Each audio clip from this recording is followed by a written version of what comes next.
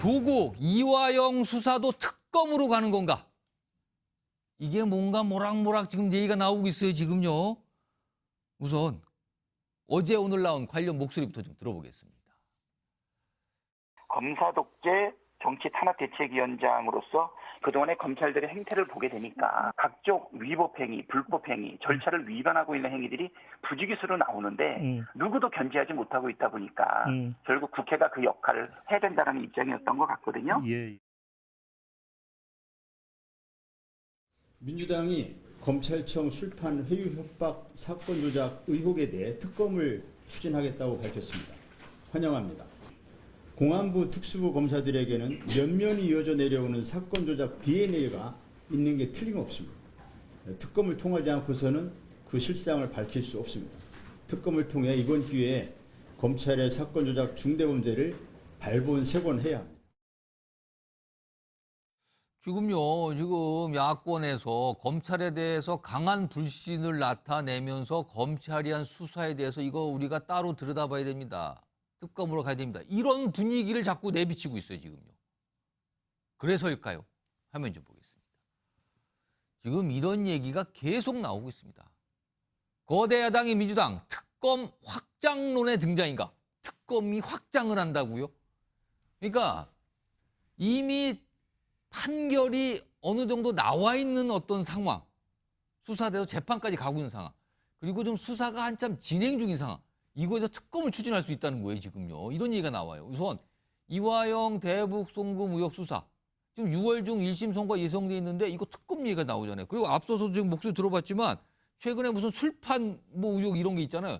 이것까지 포함해서 특검으로 가려는 거 아니냐, 지금. 또 조국 대표 관련 지금 입시비리 수사잖아요, 지금. 이거는요, 조국 대표의 경우 2심까지 나왔어요. 그리고 부인인 정경심 씨는 대법원의 유죄가 확정이 됐습니다, 지금. 근데 특검 얘기가 나와요. 그리고 울산시장 선거 개입 의혹 이 수사 관련해서는 지금 황운하 의원 방금 나왔잖아요. 1심에서 유죄 나왔어요, 지금. 근데 지금 이것도 특검 대상 아니냐고 또 나오고 있어요, 지금 야권에서는. 박찬 교수님. 아니 이게 어떻게 되는 상황이고, 특히나 조국 대표와 관련된 입시비리 건은 이미 부인은 확정 판결이 났잖아요, 지금요. 근데 지금 야권에서 특검 얘기를 조금씩 꺼내놓고 있고 가야 된다 얘기하시는 분이 나오고 있어요. 이거 어떻게 봐야 되는 겁니까, 이거? 뭐 아직까지는 일부의 주장인데요. 예. 그러니까 저는 총선 직후에 대승 거뒀을 때 이재명 대표가 우리가 잘해서 이긴 거 아니다. 자중하자. 이런 얘기했었거든요. 예. 지금 이태원 특별법이라든지 김여사 특검이나 뭐 최상병 특검 같은 경우에는 예. 여론의 지지, 국민적 지지가 사실은 확인된 거예요. 여권에서 일부 그 소위 세력을 제외하고 예. 심지어는 여권 내에서조차 이거 받아야 되는 거 아니냐는 목소리가 나올 정도입니다. 예. 그렇기 때문에 이거 강행 처리해도 박수 받는 거거든요. 분위기가 이건 이미 조성돼 있었다. 그렇죠. 그것들은. 그런데 그런 내용들은. 이거 외에 다른 부분들도 강행 처리하면 박수 칠까? 이거 아직 확인된 거 없습니다. 지금 몇몇 사건 보면 뭐 1심, 2심에서 유죄가 나와서 재판이 진행 중인데 이걸 들여다보겠다는 그렇죠. 얘기잖아요, 그럼. 그러니까 저는 상황 증거라든지 또는 국민에 대한 어떤 그 공론화 이런 부분들이 더 쌓여야 돼요. 이게 쌓이고 그리고 이것을 갖다가 소위 말해서 다수당의 힘으로 다수결의 힘으로 예. 밀어붙여도 국민들의 박수를 받을 자신이 확실하게 보여야지 된다. 안 그러면 역풍 맞을 수 있습니다. 이거 그러니까, 위험하다, 이거는. 네, 저는 민주당이 지금 이재명 대표가 총선 직후, 대승 직후에 했던 말을 지금이야말로 되새겨 봐야 된다고 생각해요. 다수당의 힘을 쓸 때는 확실하게 쓰지만 예. 그 힘을 쓸 때까지는 국민의 여론을 또 확인하고 또 확인해야 됩니다. 그거 잘 해야 저는 박찬대 체제가 오래 갈 수 있다고 봅니다.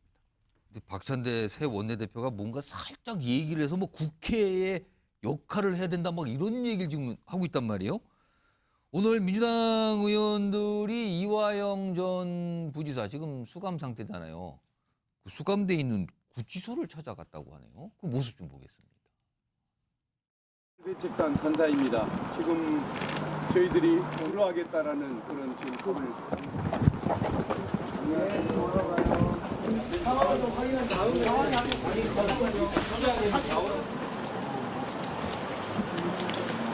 이화영 전 경기부지사의 장소 변경 접견을 하려고 왔고요. 장소 변경 접견은 불가능하다. 저희들의 활동을 법무부와 수원지검이 조직적으로 방해하고 있구나. 최수영 전 의원님, 오늘 뭐 민주당은 좀 못만 났다고 이제 불만 표시를 좀 하고 있어요. 그런 모습도 담겼는데, 아니 그런데 지금 아까 지금 민주당의 특검 확장론이라는 제목에 나왔던 내용 보면은 뭐 하나는 지금 수사 중이니까 네. 검찰 얘기예요. 근데 검찰에 대한 불신이 민주당 많으니까. 근데 지금 다른 거는 지금 법원 그렇죠. 판단이 진행되고 있는 상황이잖아요. 그러면은 검찰도 못 믿고 법원 판결도 못 믿고 뭐 이런 건가요, 그러면? 저는 지금 민주당이 그 정말 조자룡 헌칼 쓰듯이 특검을 지금 난무하고 있다고 생각하는데 물론 성사된 건 없지만 아직 뭐 확정된 건 아니지만 없어요. 지금 야권에서 자꾸 얘기가 나온단 말이에요. 아니 지금 이화영 무지사 건만 해도 처음에 술판 의혹 제기하다가 그게 이원석 총장이 한마디 하니까 바로 그다음에 뒤집어서 전관 의혹하다 또 CCTV 또 몰카까지 또 나와요. 그러니까 이게 지금 안 먹히니까 저렇게 때로 몰려가가지고 정말 위력과실하듯이 저렇게 정말 그 수원지검을 압박하고 있는 저 모양인데 아니 근데 특검이 무슨 재판 결과를 바꾸는 도구입니까? 실질적으로 조국 대표 같은 경우 부인은 지금 형을 확정 판결 살고 있고 대법원에서 또 판단이 끝났어요. 본인도 거기는. 2심이 끝났고요. 그다음에 황운하 의원 같은 경우는 1심 판결 끝났고 징역형 받았고 자 그러면은 이 우리나라의 사법 체계는 어떻게 되는 겁니까? 법원이 판단한 것까지 특검을 해버리면은 우리나라의 형사사법 체계는 다 흔들려 버리고 국민이 사법부를 신뢰하겠습니까? 특검이 자기들의 유무죄 입증하는 그런 도구입니까?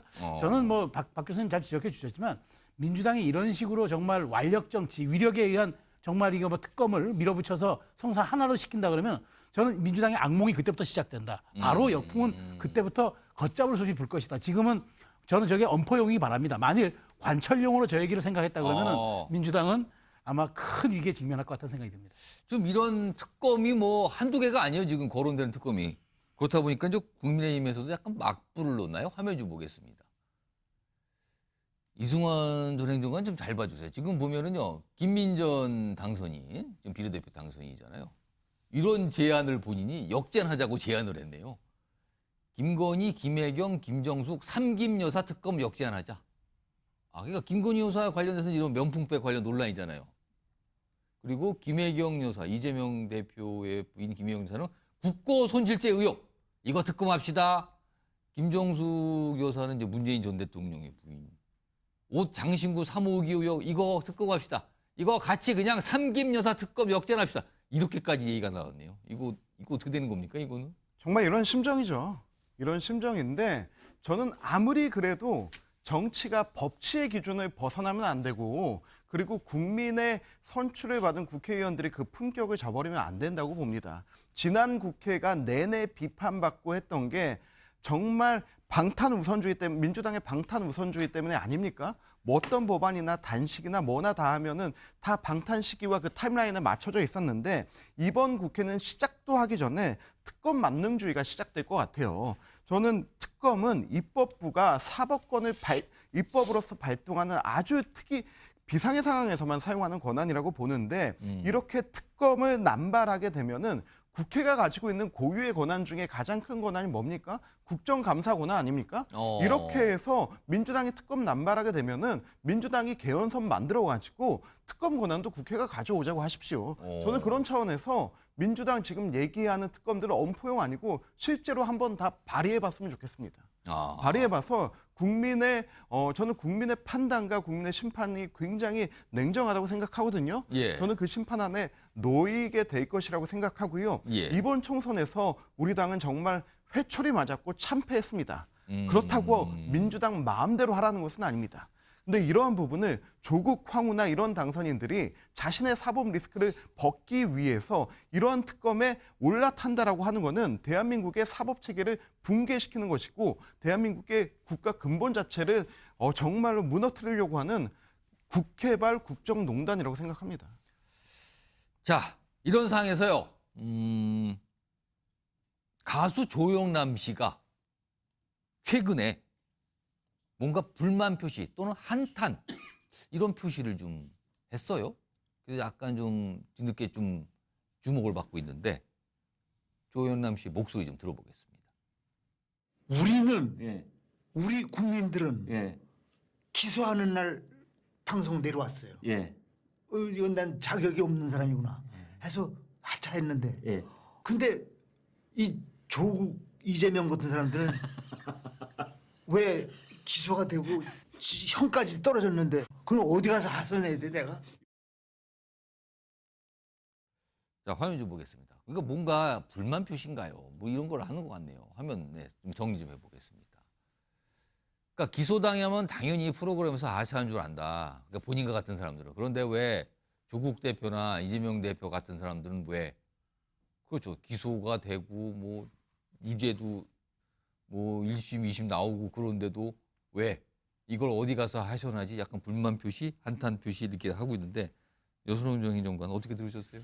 약간은 뭐 조영남 배우 뭐 심정은 알겠지만 예. 약간 부정확하고 약간 부적절한 비유인 것 같다. 그러니까 정치인과 연예인의 공통점 중에 하나가 뭐 이제 대중의 인기를 먹고 사는 직업이잖아요. 예. 그래서 여론에 굉장히 민감할 수밖에 없고, 그러니까 조영남 배우 사건처럼 현직에 있는 정치인이 뭐 그런 불법 위법 논란이 있으면은 바로 그냥 아웃됩니다. 그러니까 현직에 있는 정치인이 갑자기 만약에 음주운전을 했다, 그럼 바로 아웃이에요. 근데 지금 계속 이제 뭐 이야기 나오는 거는 그 국민의힘 또 민주당에서 특히 이제 막 약간 뭐 위법 타블로 리스크 있는데 왜 계속 정치하냐 약간 이런 투인 것 같아요. 근데 이제 뭐라 그럴까요? 연예인들이 약간 수익 활동이랑 정치 활동이랑 약간 좀 다르게 좀 봐야 될 측면도 조금 있는 것 같고, 그리고 연예인들도 뭐 음주운전 하다가 갑자기 이제 방송에서 하차하고 나서 뭐 얼마 안 있다가 컴백해가지고 다시 또 문제가 되는 경우도 있잖아요. 그러니까 무조건 이제 아예 뭐 쉬는 그런 경우는 아니니까 예. 약간 뭐 비유가 좀 맞지는 않는 것 같다 이런 생각이 드네요. 아, 이거 적절한 비유가 아닌 것 같다는 의견이신데, 저 최수영 전 의원님, 예.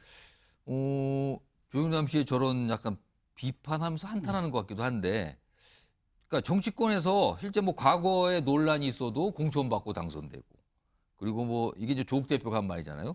비법률적 명예회복이라는 명분으로 정치에 뛰어드는 모습. 뭐 이런 거에 대한 약간 비판적인 입장을 낸 걸까요? 저는 충분히 조영남 씨 항변이 일리 있게 들렸습니다. 그러니까 뭐냐면은 물론 지금 우리 여행정관 말씀하신 것처럼 사실은 이제 이 정치인과 그 연예인이 비슷한 것도 있지만 다른 것도 있어요. 그러니까 그 다른 것은 뭐냐면 이제 그 한쪽은 인기를 먹고 사는 건 똑같지만 한쪽은 대중에서 반발이 확 이제 올라오면은 바로 이제 무대 뒤로 나가죠. 왜냐하면 이제 그거는 이제 그 방송사들이야 혹은 이제 그런 이제 수익을 내는 구조와 이게 연동되니까. 근데 정치는 수익 구조는 없어요. 그렇지만 정치는 우리가 이제 똑같이 얘기하는 게 무죄 추정 원칙이라는 게 있지 않습니까? 그래서 3심 판결이 나올 때까지 기다리는데 연예인은 약간 그런 다른 점은 있어도 저는 그런 거죠. 연예인이라고 그 비법률적 방식을 왜 회복하고 싶은 생각이 없겠습니까? 근데 연예인들은 그런 통로가 매우 제한돼 있고 그 정치인들은 일종의 팬덤이라든가 어떤 그 여론의 흐름에 올라타면은 충분히 그런 것들이 명예회복도 이루어지고, 실제로 지금 우리가 조금 전에 특검을 다뤘습니다만은 내 죄가 진짜 있는지 우리 특검에서 한번 다뤄봅시다라고 말을 해도 먹히는 상황이 돼버렸어요. 그런 점에서 연예인들 특히나 이제 인기인들이 받아들이는 사실 그 일종의 불균형적인 그런 상처는 전 당연히 있을 거라고 보고, 다만 조영남 씨의 주장이 조금 더 설득력을 갖기 위해서는 말하자면 이제 우리 사회가 갖고 있는 어떤 그런 말하자면 인기인들이 똑같이 누리고 있는 인기에 대한 그 정치인이든 뭐든 도덕적 윤리적 기준들이 좀 일반화돼 있어야 되고 일관성이 있어야 되는 그 점은 좀 있어 보이는데, 어쨌든 조영남 씨의 항변은 일견 타당에는 들리게 보입니다. 그러니까 본인은 뭐 기소만 돼도 방송 다 그렇죠. 하차하고 뭐 바로 다 끝나버리는데, 그러니까 본인이 방송 활동하고 있는 건 본인의 활동 무대라는 거죠. 근데 아니 정치인은 왜 활동 무대에서 그대로 남아 있는가? 논란이 되고 문제가 발생을 해도 그거 같은데요. 박찬 교수님 어떻게 들으셨어요? 조영남 씨 얘기나 앞서서 우리가 봤던 특검 전국 얘기나 이게 맥이 같아요. 왜 맥이 같냐 하면은 우리 정치권의 원죄입니다. 검찰총장이 현직 검찰총장이 바로 대통령으로 자리 이동을 하면서 생긴 일이에요. 물론 그 전에도 정치인들이 뭐 기소되고 재판받고 또 나중에 정치인 되고 이런 일들이 많이 있긴 했지만, 지금처럼 기소돼도 아무렇지도 않은 분위기가 형성된 것은 검찰은 중립을 지켜야 된다라고 하는 게 역대 국민들의 어떤 신앙이었어요. 그런데 이 신앙이 검찰총장이 대통령 특정 정당의 후보로 대통령이 당선되면서 검찰에 대한 신뢰, 검찰 수사에 대한 중립성이 신화가 깨져버린 겁니다. 진영 논리의 어느 한쪽으로 들어가 버렸어요. 그래서 그 진영에서는 검찰을 신성시하고 반대 진영에서는 그 검찰 수사에 대한 맹목적인 불신이 있습니다.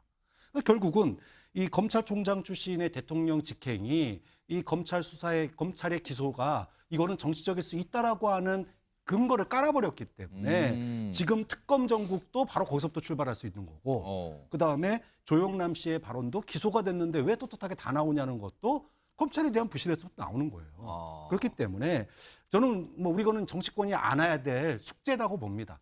검찰총장을 바로 대통령으로 뽑은 우리 국민들과 정치권이 검찰의 중립화와 검찰에 대한 신뢰를 앞으로 어떻게 우리가 쌓아 나갔을지 이거 제로 베이스에서 다시 쌓아야 돼요. 그 정도로 어려운 문제입니다.